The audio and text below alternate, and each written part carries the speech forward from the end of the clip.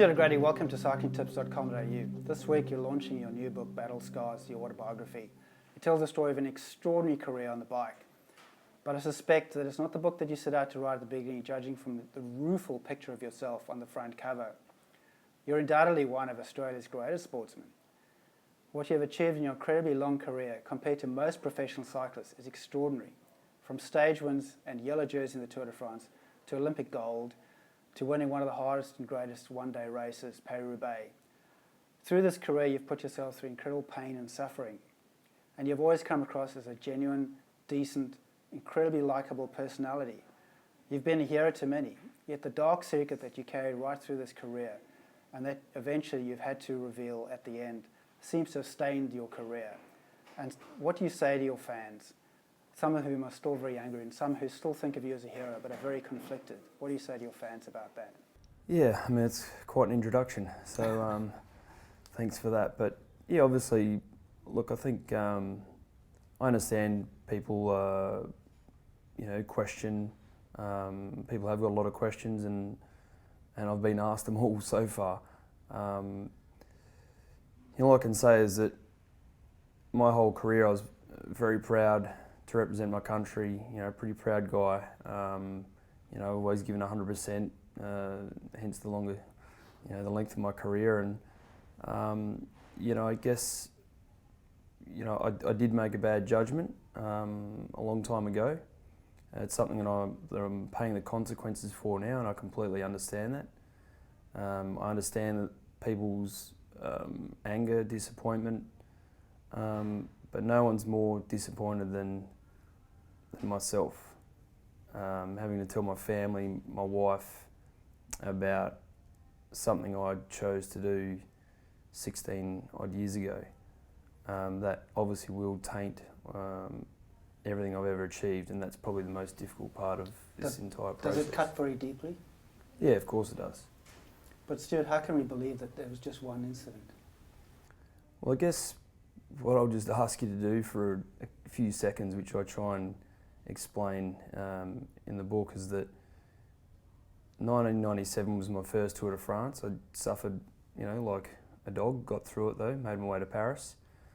1998, I guess I was a bit afraid of failure, a bit of being afraid of being put through that same suffering that I went through the year before. Probably a little bit insecure, lacked a lot of support, and made a very bad decision. But in saying that, obviously I went on to win a stage and wear the yellow jersey, but while standing on the, while having yellow jersey in my room, the report came through that guys were being handcuffed, taken to jail, and treated like criminals, strip searched, the works. And if you don't think that's a big enough wake-up call, then I really don't know what is. Yeah, but do you now feel, do you worry how people react to you in the street? I was pretty anxious when I came back to Australia. I was a bit nervous about the whole feeling. Obviously, I've just been at home in Europe with my family, and kind of been out of the whole media bubble. But I've got to say that it's been an absolutely overwhelming amount of support that's come through. It's been really humbling, to be honest. This is the first time we've seen you since you came clean at the end of last year's Tour de France. Where have you been? Been at home. Where's home? What have you been doing? I was in Luxembourg. Just been leading a normal life. It's quite funny, everyone says you've been hiding and all this stuff. I've actually just been living at home. Everyone knows where I lived. So. What have you been doing with yourself though for the past 6-7 months? Hanging out with the family, being a normal dad, which is something I haven't been for my entire parenthood. Being any top level athlete, you become quite selfish. You have to be selfish. It's all about you and your training and your recovery. So since I've retired, it's just been about giving that time back to my wife and kids. Okay, well let's go back to the beginning. Let's go to that remarkable career now. From being apprenticed as an electrical engineer, not far from where you grew up in North Adelaide, your hard work and obvious talent took you almost overnight to this whole new career in this other world. in Europe. How hard was that back then? If you can talk a bit about that, and can you compare it to how it is for young kids coming through the system today? It was a pretty major step back then, I've got to say. 1994, when I got offered my first professional contract, there were maybe 3 or 4 professional Australians in the peloton. It was a real kind of no man's land. I come from obviously the Australian Institute of Sport, which was, you know, a little bubble in itself. We well structured, a lot of support. The training was, you know, documented every day for the entire year. And heading over to Europe for the first time was pretty daunting. Not speaking the language. You know, living in Paris, the weather was shocking for training. Having only one other English teammate, Chris Boardman, in the team, which obviously lived in Manchester, so it was a pretty hard period. And you really just can't compare it to these days. And you know, I don't want to be one of those old blokes sitting around going, oh my God, in those days, you know, we didn't speak the language and we had a crap hotel. I mean, that's just how it was. But we knew we had to do that to succeed. And luckily for the young guys coming through now, there's a whole support network there. There's bases in Italy. The teams, the riders are so well better structured. You have sports scientists, you have psychologists, nutritionists, and they all speak English. So if you do have any drama, it's pretty easy to work things out. How many languages do you speak now? Just French and a bit of Italian and German. You write in the book about how hard it was back then. Did you come close to pulling the pin? No, it was never an option. No, I mean the tough times I kind of looked upon as an apprenticeship, if anything. I just figured that was all in the pecking order, and you had to do your hard work, and hopefully the results would follow. Yeah. Well, you've had some incredible highs and you've had some incredible lows. Let's look at a few of those. What were the great highs? Obviously the great highs were, I guess right up there's the 2001 tour, having the yellow jersey and winning the team's time trial with Cadel Evans. It was the first time Roger Lejeune won a team's time trial as a director, and it was a pretty special moment to win, you know, with all your boys around you. And obviously Paris-Roubaix, the Olympics, but also last year with the team's time trial with Orica. You know, again, being nearly 40 years old and you know, twilight of my career, and also to have a good day. I was actually, you know, going along pretty well that day, and to have a lot of good input into the team and be standing up there with all a young Australian team and a couple of others, Daryl and Svein. You know, it was something. It was an extremely proud moment. What about the lows? What were the bad times? Bad times, obviously we've just spoken about one of them, but I think, yeah, the crashes are always pretty hard. Crash in 2007, yeah, you can't get much worse than that, really. Yeah. What did you break in 2007? We saw that on TV, but what was it you did to yourself? I think that was 8 ribs, 3 vertebrae, punctured lung, both shoulder blades, collarbone, fractured skull. How long did it take to get back on the bike and racing again? 3 months. Well, it's amazing that Jens Voigt, they joked about Jens Voigt when he falls off his bike, the bike gets Jens rash rather than he gets road rash, and how tough he is. There's actually quite a funny chapter in the part in your book where Jens talks about you in your chapter, Work Hard, Play Hard. And I'd actually like you to read it out now, because Jens is one of the great characters, and he writes about you as being tougher than him. Could you read that for us? Voigt remembers one particular morning, turning up to Stuart's house for training after a night out. So I show up there at 9 a.m. and you could see Jay and Stuart was suffering, but they were dressed and ready to go. And they attacked in the big ring out the driveway. I was like, oh, in for a shit day here, because they dared each other. That day we trained for 5 hours with intervals on the climbs at full gas. I said, hey, coffee stop maybe, half-time break? But they just wanted to get it done. They lived up to the idea that if you can party, you can also work. I can tell you that January 21st, 2005, do you remember when Matt White won a stage at Harndorf? Yeah. At the 200, and that night you were in a nightclub, 2 o'clock in the morning, the next morning. Matt Wilson was there, Jans Kurtz, Matty White, of course, and you were downing shots at the bar. And I said to you, how do you do this? And you said, mate, I'm a professional. And do you remember where you came the next day on the stage? No. 6th. Yeah, see, I should have had another shot. No, look, yeah, I mean, they're not very often stuff like that happens, but obviously that was one of Whitey's first victories, I think, on the road since the Giro. So yeah, I think we all have the right to go out and celebrate and have a few drinks, and as long as you can get the job done the next day. Whitey's one of the great characters, but he's also had his dark secret come out. What do you think of that? I think Whitey, as I've already said before, was just a pawn in a bad chess game. I think that's the best way I can try and describe it. That, you know, he had no, obviously he had a choice, but under immense pressure from the riders, the staff above him, people get pressured sometimes into doing things they don't want to do. And it's basically you do this or you don't have a job. And all the guys over there, you know, you're not over there for a free tracksuit and a nice bike. You're over there to do your job. And unfortunately for Whitey, he was pressured into something that he would not normally have done, I don't believe. Yeah. Just one more question on that subject. David Miller, you were very close to David. Yep. He was a good friend of yours. Did you guys ever talk about it? Never. No. I mean, I spoke to no one. Yeah. And Dave never, I don't think he would have told too many people either, to be honest.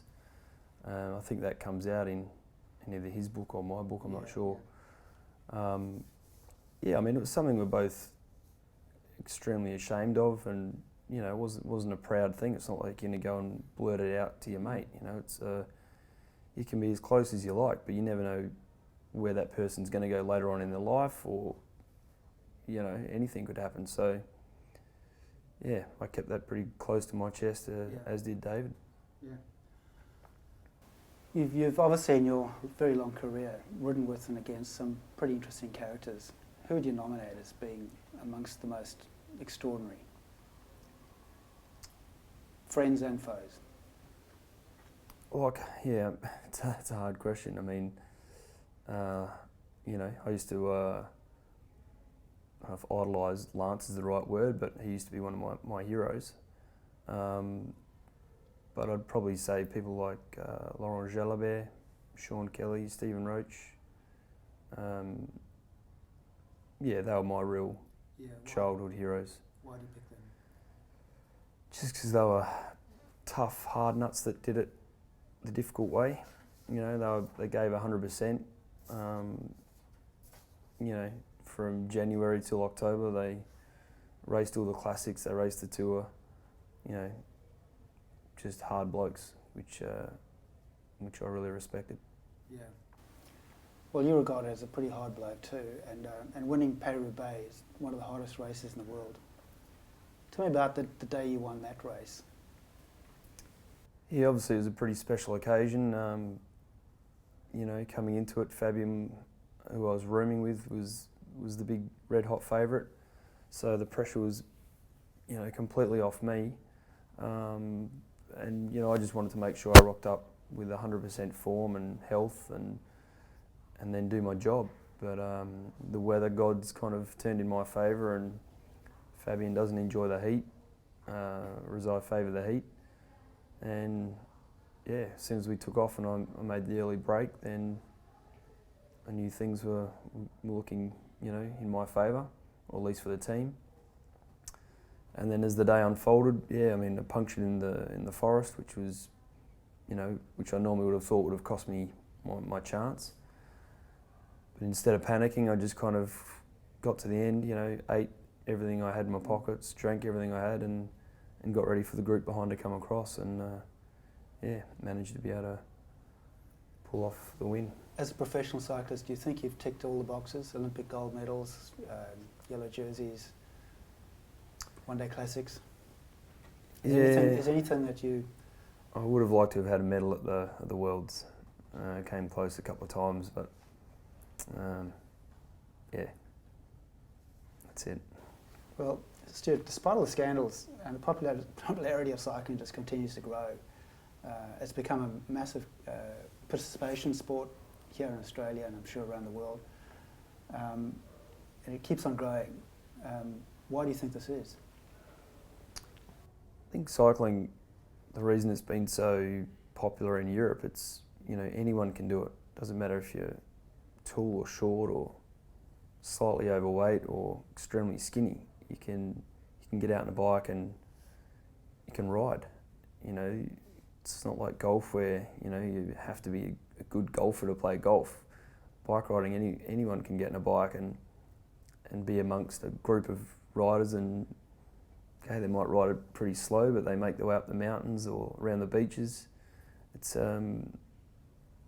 anyone's sport. It's free. I mean, the people can come out and watch the best races in the world close up. You know, pat them on the back. I mean, you can't do that with, you know, try and do that with Manchester United. You know, you haven't got that access to the athletes. I think cycling's obviously it's like an access all areas. I mean, you know, we're very open to the public. Most of the guys are nice blokes. You know, they'll stop and sign an autograph and have a photo with you. There seems to be a new generation of Australian kids coming through that there's so many of them and so talented.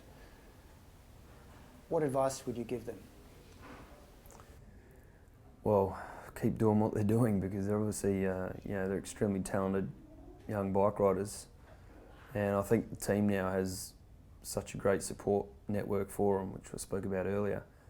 They've just got to keep focused, work hard, and believe anything's possible. You know, when you're seeing Cadel win the Tour de France, you see McEwen, Cook winning the green jersey, you know, Richie Porte winning Paris-Nice, Simon Clark winning the KOM jersey in the Vuelta. I mean, nothing's impossible anymore, and I think that's the real advice I'd give to these guys. Just believe, stay focused, and dream big. Why not? Did you ever feel while you were riding for a professional team that you'd like another Aussie and another team to win? In what event? Tour de France. There was a time when you were supporting Carlos Sastre, for instance, and that could have been Cadel that year. Yeah, I mean, that's always a difficult one. You know, we're all paid to be on our professional teams, and you know, I was one of the first to go up and congratulate Cadel when he won, and also when he didn't win. I mean, we're all professional athletes. We've all got a job to do, and we all respect each other. We've got the greatest respect for each other, and I think at the end of the day, that's what counts. Mm. So, Stuart, what now? What are you going to be doing in the future? There's a few things on the horizon. So at the moment, I'm just kind of enjoying some family time. Spend as much time as I can with the kids and my wife, and we'll just see what comes up for the future. Have you got any possibilities, any business plans in the wind? Any projects? There's a whole world of opportunities out there. You're not going to talk about them? No. Are you going to do anything with Jerry Ryan? I'm not sure yet. Well, has he put something on the table to you? I've had a few chats with Jerry, and you know, he's been not only a team owner but a good friend for many years, and you know, has obviously, you know, got a lot of respect for Jerry and very passionate. Without Jerry, cycling would be nowhere near where it is today in Australia. So I'll do whatever I can for whoever to help Australian cycling progress. Stuart OGrady, thank you very much and good luck. My pleasure.